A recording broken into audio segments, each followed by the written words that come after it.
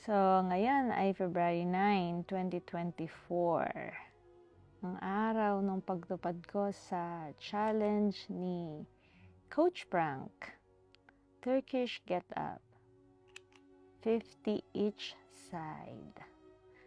Nako, ayan. Sinisimulan ko na.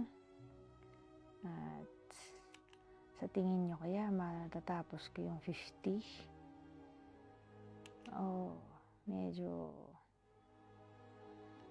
mahirap, pero sige, kakayanin ko yan. Siya nga pala si Coach Frank, ang aking coach sa MMA. At itong Turkish Get Up ay aming ginagawa as a cool down. Sometimes warm up bago mag-training. So, madaming variation ang Turkish Get Up. So, ito ang napili kong variation kasi nga may sciatica problem ako ngayon. So, hindi masyadong kaya ang fully yung nakatayo na Turkish Get Up talaga. So, ayan, medyo hinihingal na ako yata dyan Kasi ngayong time na to, panahon na to, ako ay nagpapagain ng weight para magkaroon ako ng muscle. So, 3 months akong magpapagain ng weight. Kaya medyo, kung makikita nyo, medyo nahihirapan ako ng konti. As in, at saka, syempre, inaalalayan ko yung aking sciatica para hindi siya masyadong magalit sa aking ginagawa. Anyway, nag-i-enjoy naman ako sa ginagawa ko, so okay lang.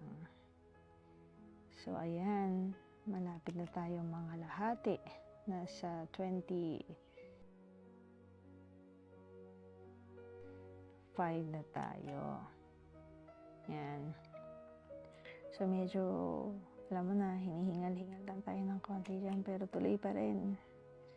Sige, hanggang sa matapos natin ang challenge ni Coach Frank. So, yun nga pala, maraming salamat nga pala sa mga nagla-like at nanonood ng aking video, sa mga nagko-comment. Coach Frank, thank you sa comment mo kasi